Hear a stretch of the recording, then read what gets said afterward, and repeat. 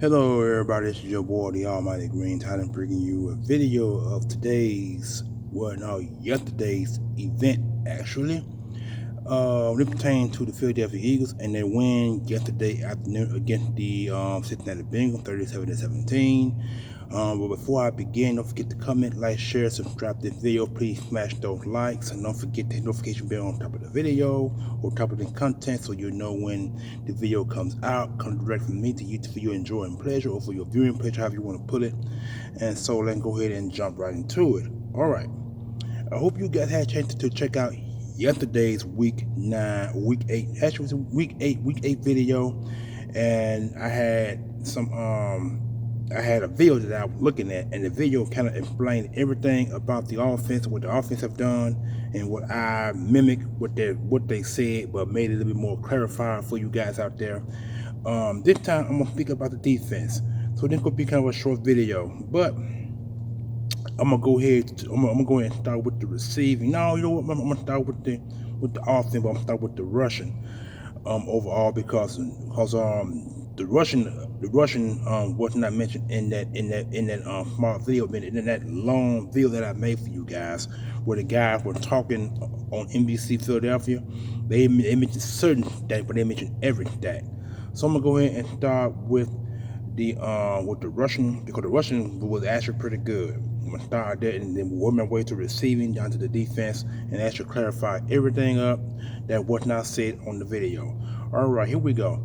Now Barkley had a pretty good game. He had 22 carries for 108 yards, 4.9. I'm on 5 yards. The long was 19, no score. Hurts was 10 for 37, 3.7. 12 with the long, 3 scores. Remember he had 3 on the ground, 1 rushing. 1 passing. I mentioned one pass was mentioned in a video from yesterday. Like I said, go back and check that video out before you feel this one. Game was 5 for 19, a 3.8 average, 10 with the long. And Shipley, like I said, Shipley had 2 carries for -3, -1.5, 1 with the long. That one, the -5 that he got were for, if you guys remember in that video, in the other video, but in the game itself, he would have had his first rushing touchdown, but it was called back because one of the guys on offense was holding the defensive player, and that took away his first score. And we're gonna put up a 40 burger on them, but the 40 burger was, but the 7 touchdown was removed. So that's one reason why that occurred. And for as his 2 carries for -3.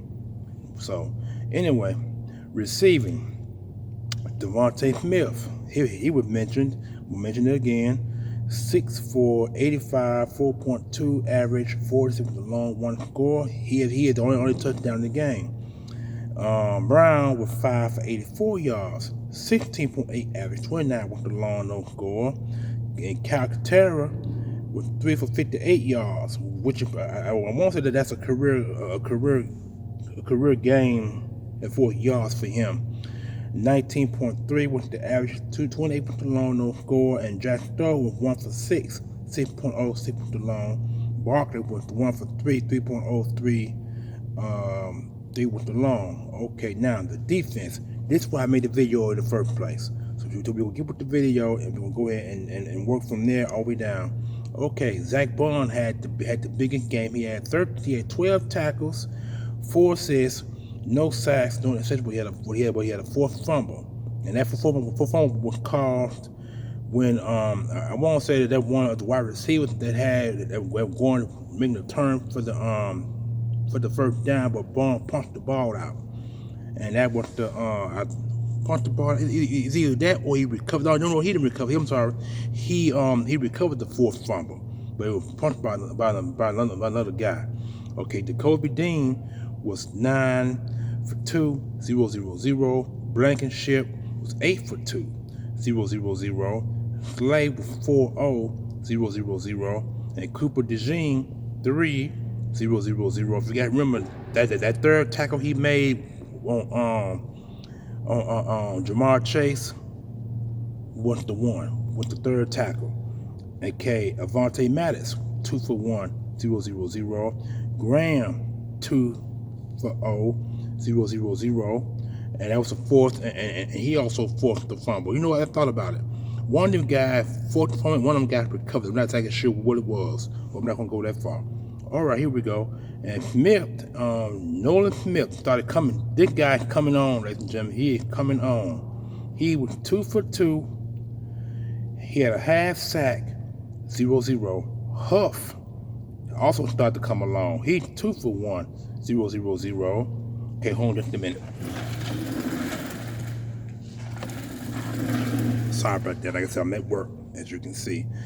And Mitchell was 2 for 0, 0-0-0.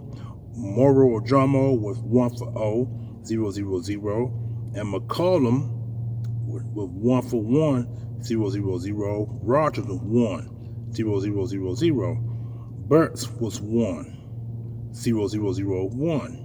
That one was the fourth fumble. It said FF. So I'm trying to figure out. It said they got 3 guys with 3 4th fumble. I don't understand this. I gotta figure what's going on there.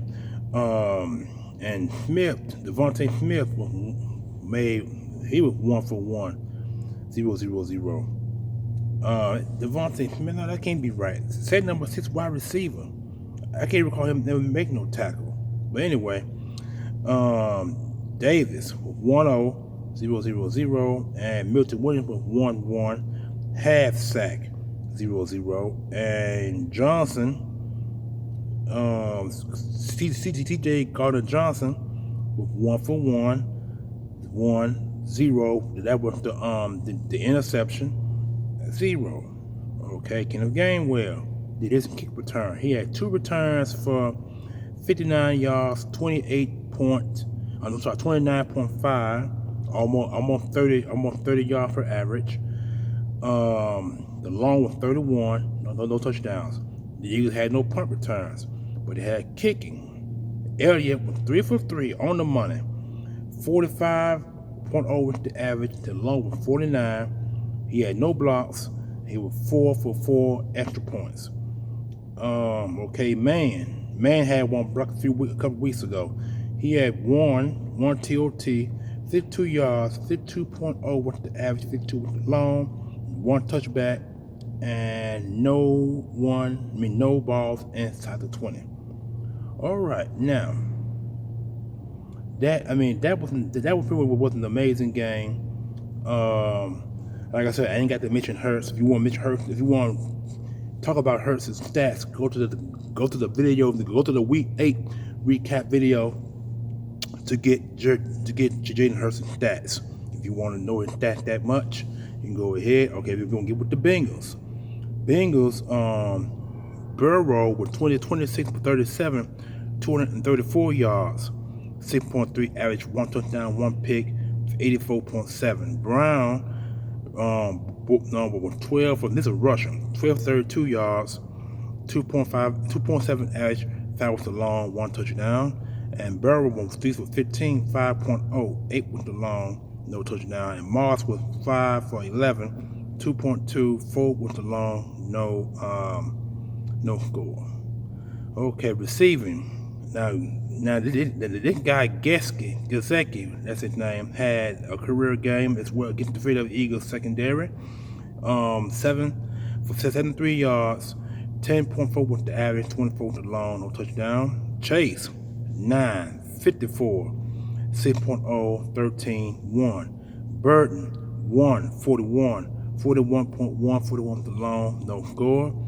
Whatever his name, whatever his name is E-R, E-R, but I'm not gonna say R.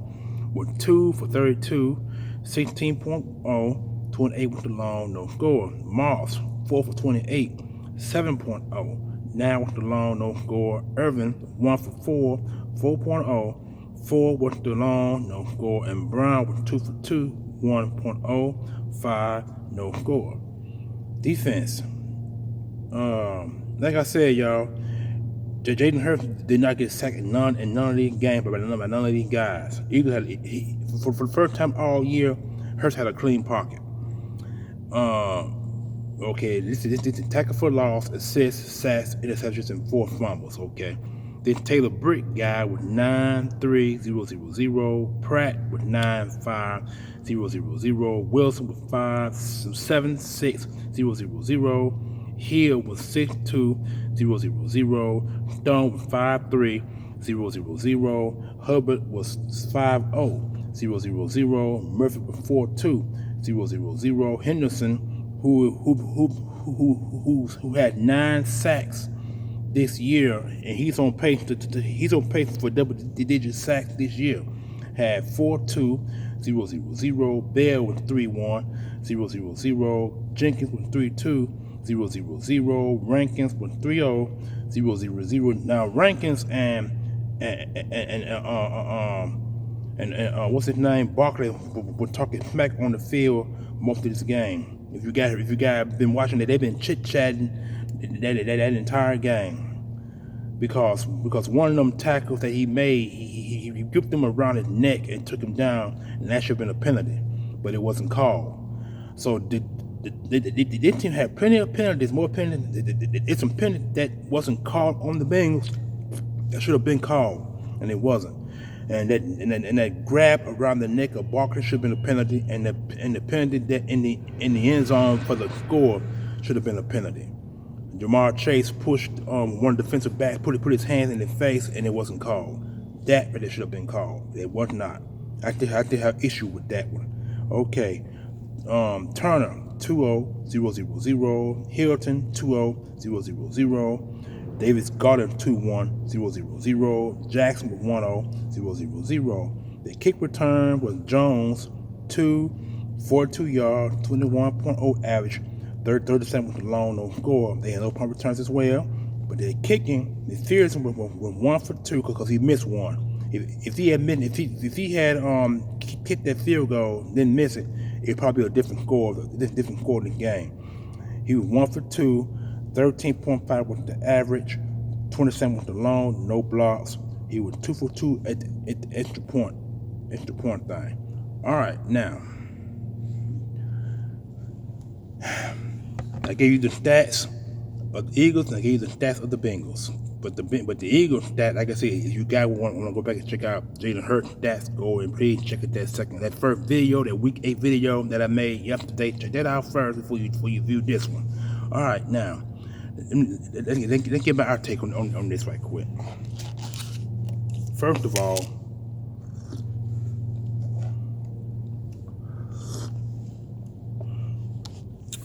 this game was pretty good. This was the Eagles' first blowout game since the Saints game, but in their coming away party since 2022. And everybody said that, remember, they went to the Super Bowl 2022 and lost to the Kansas City Chiefs, who wanted that second Super Bowl that year. Hold on just a minute. And ever since then, the offense had been a stalemate, and the offense was the detriment to the Eagles team as a whole and defense, because defense couldn't do nothing without the offense. So when your offense becomes predictable, your defense becomes predictable. So teams are able to pass and run at will. These last few games the Eagles have played this season, since coming out of the bye week, the Eagles defense has been on fire. The offense has started to pick up its groove. Like one of the guys said in the video that I posted yesterday, the Eagles have finally, Eagle defense offensive guys are finally figuring out what they want to do offensively and defensively. That they're picking it up and they're picking at the right time, because see, here's the situation. You got a lot of teams that's not playing good in the NFC. Minnesota Vikings lost their second game yesterday, I believe. I could be wrong on that, but I think they did. Let's see who else. The Cowboys are continuing to plummet. I will do a video on that later today as well. Be expecting that one. The 49ers ain't playing that well because they played the Cowboys last night, and Purdy almost cost them the game. The man tried to throw the ball over the head of a defender, and the defender got the ball. Well, actually threw it over the defender. The defender almost caught the ball, but the ball slipped through his hands and went the other way. If that boy had intercepted that ball, I think the 49ers would have lost that game, because because if you think about it, there's always game-changing momentum, and the 49ers kept the Cowboys from gaining any kind of momentum to win the game. They almost did. The game wound up being, what was it, 20? What was the score? What was that score? I think it was 20. Hold on. Hey Siri, what is the score of the Cowboys 49ers game?